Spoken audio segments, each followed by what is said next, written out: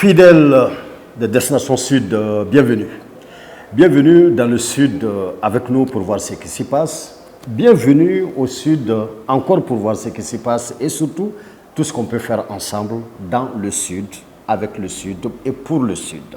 Destination Sud, c'est aussi cette plateforme virtuelle qui vous offre la possibilité de suivre l'évolution du marché économique dans le Sud et qui, à travers cette émission 15 minutes chrono, vous donne l'opportunité de suivre un des plus grands entrepreneurs du Sud, en l'occurrence Dr Bakary Toumagnon. Dr Bakary Toumagnon est promoteur de TMC Consulting, Toumagnon Management Consulting. Il est promoteur de l'EHSP, École des hautes études en santé publique, promoteur de Toumagnon's Collège, promoteur de Toumagnon's Academy. Il est copromoteur de Destination Sud, qui est une entreprise qui fait un savant mélange en fait de tourisme, d'immobilier et de l'agro-business avec son partenaire Ali Badjaga.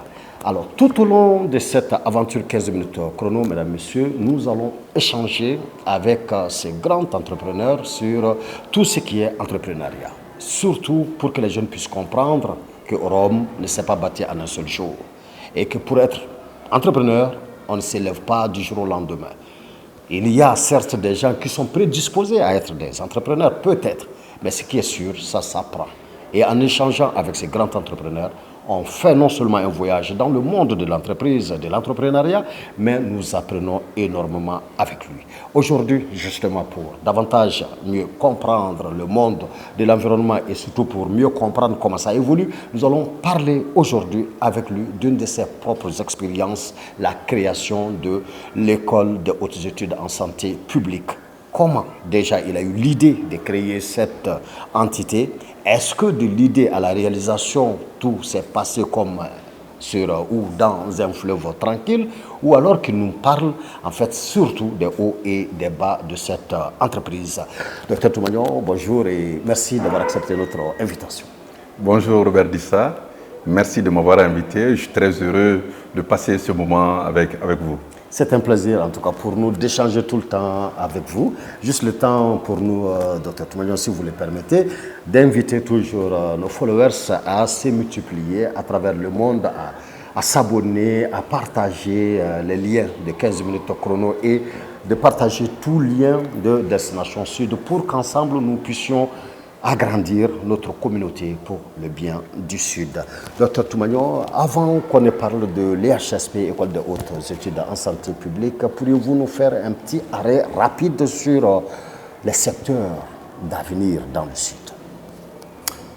Merci beaucoup. Les secteurs d'avenir dans le Sud, dans le pays du Sud, je l'ai dit dans les émissions passées, tout est à faire, tout reste à faire. Je vais vous citer quelques exemples.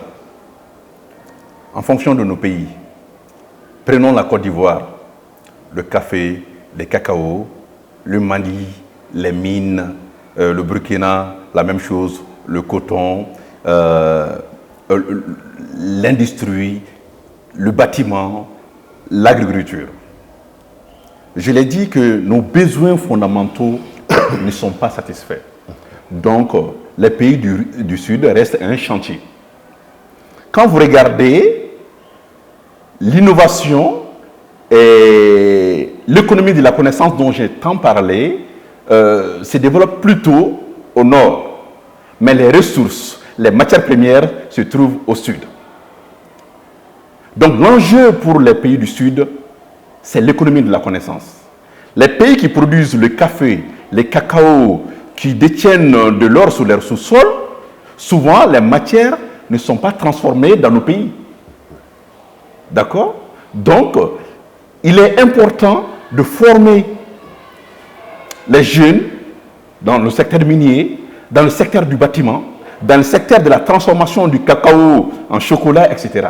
Puisque la valeur ajoutée, le bénéfice qu'on fait, par exemple, du cacao, c'est les autres qui le font. Nous, on n'a pas assez de valeur ajoutée, pour ne pas dire qu'il n'y a pas de valeur ajoutée. Donc, tous les secteurs sont des secteurs importants.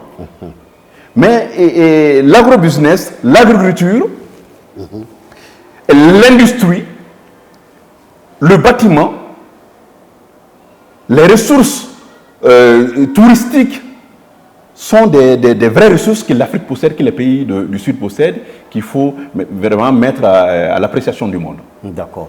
Et vous faites bien de dire que tout est à faire. Le chantier est tellement vaste que dans ces vastes chantiers, vous avez décidé, il y a plus d'une décennie maintenant, d'investir dans la santé publique. Alors, d'un côté, on voit que c'est votre profil universitaire. De l'autre côté, en voyant d'autres business que vous faites, on voit que en fait tout n'est pas lié à votre profil universitaire. Alors dites-nous pourquoi d'abord investir dans la santé publique dans le Sud et surtout en tant qu'école. Merci. Vous l'avez compris, j'ai une triple formation. D'abord spécialisée en sciences sociales et en santé publique. Pour moi, il y a un auteur qui a fait une typologie des sociologues. Il y a des sociologues philosophes, des sociologues universitaires, mais des sociologues entrepreneurs. Je pense que je m'inscris dans ce profil-là. Que la sociologie ne soit pas seulement une pensée abstraite, mais une pensée qui sert à transformer la société dans le bon sens. Pourquoi la santé? Pourquoi une école de santé publique? C'est Marcel Mauss qui disait que la santé est un fait social total. Cela veut dire quoi? Cela veut dire que à travers la santé d'une société, nous pouvons connaître les problèmes liés à une société. Parce que la santé est fondamentalement politique. Depuis les temps passés, le sorcier, le marabout a un pouvoir, puisqu'il a un pouvoir de mort et de vie sur les individus. Donc la santé est fondamentalement politique. À travers la santé, nous pouvons, n'est-ce pas, connaître les inégalités sociales à travers l'angle de la santé. Donc si vous voulez analyser une société, la santé est une bonne porte d'entrée. Nous avons décidé d'ouvrir l'école privée des hautes études en santé publique au Mali. À l'époque, il n'y avait pas une institution qui formait en santé publique. Il y avait l'école de médecine, certes, qui formait en médecine clinique, mais il fallait former des cadres maliens qui ont une capacité de comprendre la santé dans sa globalité. Et avec ça, nous rejoignons la définition de l'OMS qui définit la santé comme un bien-être physique, social et psychologique.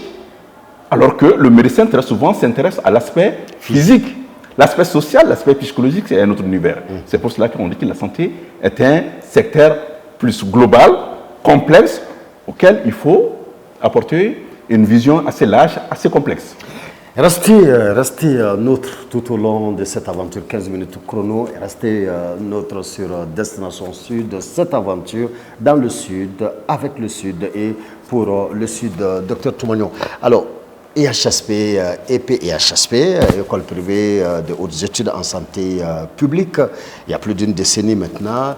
Parlez-nous des temps forts. Est-ce que du début à aujourd'hui, ce fut un voyage tranquille? Sinon, racontez-nous une histoire qui vous a le plus marqué et qui a failli même vous amener à arrêter le projet. Un entrepreneur, il aime le risque. Il aime le défi, il aime changer les choses. L'entrepreneuriat, c'est de aussi apprécier le changement dans le bon sens. Donc nous introduisons le changement. Ça n'a pas été un voyage tranquille. Déjà, si vous voulez initier au sein de votre pays une innovation qui n'existe pas, même l'administration n'est pas prête, n'est pas préparée pour vous accompagner. Parce que vous parlez d'un univers auquel ce n'est pas de mauvaise foi, les gens ne sont pas, l'administration n'est pas préparée à ça. Donc quand nous avons décidé de lancer le HSP, l'administration n'était pas prête. Il y a beaucoup qui confondaient avec la médecine clinique. Il y en a qui ne comprenaient pas qu'on peut être un expert en santé publique sans être un médecin. On peut avoir un diplôme de santé publique sans être un médecin. Je l'ai dit à l'introduction, la santé est globale. Donc, au fil des années, nous avons commencé d'abord à faire des formations courtes auprès des professionnels de santé et du social. Nous sommes partis du marché. Le marché nous a permis de comprendre qu'en fait, les professionnels ont besoin d'une formation diplômante. C'est ce qui nous a poussé à faire la démarche et à créer le HSP. Mais comme je l'ai souligné, l'administration n'était pas prête pour cela. Les institutions n'étaient pas prêtes pour cela. N'avaient pas compris le message. Et c'est à nous d'être pédagogues, de les expliquer quels sont les objectifs de l'IHSP, pourquoi il fallait créer l'IHSP au Mali et permettre à nos professionnels de santé et du social d'avoir des compétences pour servir notre pays et servir l'Afrique. Donc ça a été une lutte difficile, mais je l'ai dit, avec la détermination, avec la vision, nous avons pu vraiment réaliser ce rêve-là. Et aujourd'hui, l'IHSP a formé énormément de médecins maliens à travers le pays et beaucoup de médecins africains. Aujourd'hui, nous sommes implantés au Tchad, en Afrique du Sud, au Rwanda, et au Burkina. Nous avons nos étudiants qui sont dans tous ces pays-là. En 2 minutes, docteur. D'habitude, on finit cette rencontre par des conseils, par des leçons qu'on vous demandait au hasard comme ça. Mais aujourd'hui, on cible la demande. L'entrepreneur que vous êtes, quel est le message que vous avez à l'endroit toujours des jeunes entrepreneurs quand ils arrivent, par exemple, dans un univers qui n'est pas du tout prêt à recevoir leur projet? Quelle attitude développer? Quel mental adopter? Merci beaucoup Robert Dissa et merci pour cette question. Je pense qu'un entrepreneur innovant, il y a 2 cultures qui se rencontrent. Il y a la culture de l'entrepreneur qui veut apporter une innovation. Donc c'est une culture à part, dans un milieu, et le milieu a une autre culture. Donc c'est 2 cultures qui se rencontrent. C'est à nous, entrepreneurs, de comprendre que c'est la rencontre de 2 cultures, que nous devons être l'élément essentiel, l'instrument de cette transformation-là, et aider les autres aussi à comprendre l'innovation que nous voulons apporter, la nouvelle culture que nous voulons introduire. Le changement, ça demande du temps, ça demande de la sensibilisation, ça demande de l'éducation, donc ça demande de la patience. Et quand on est patient, on arrive à bout des choses. D'accord. Alors, maintenant, un tout dernier mot à l'endroit des entrepreneurs, même de façon générale, et qui évoluent dans le Sud, qui veulent toujours entreprendre, mais qui ont des appréhensions, qui ne sont pas décidés, qui ne veulent pas quitter leur zone de confort. L'entrepreneur, c'est quelqu'un qui aime prendre le risque. Un entrepreneur ne peut pas tout savoir en avance. Ce ne sera un Dieu. On n'est pas Dieu. Mais il faut prendre le risque, et c'est un risque calculé qu'il faut prendre. C'est vrai, notamment les personnes de ma communauté, de la diaspora, très souvent, c'est des gens qui sont partis étudier ou qui sont partis pour des raisons économiques. Ils ont eu un confort, ils se sont installés. Donc c'est difficile de rompre avec cela. Mais nous avons tous à gagner à venir en Afrique. D'abord, c'est un continent que nous connaissons bien. C'est un continent où nous avons nos repères. Donc il est important de revenir et de propulser ce changement-là. Et comme je l'ai dit, quand on est déterminé, vraiment on arrive à faire décoller son projet, son entreprise. Voilà. Quand on est déterminé, on arrive à faire décoller son projet, on arrive à faire décoller son entreprise.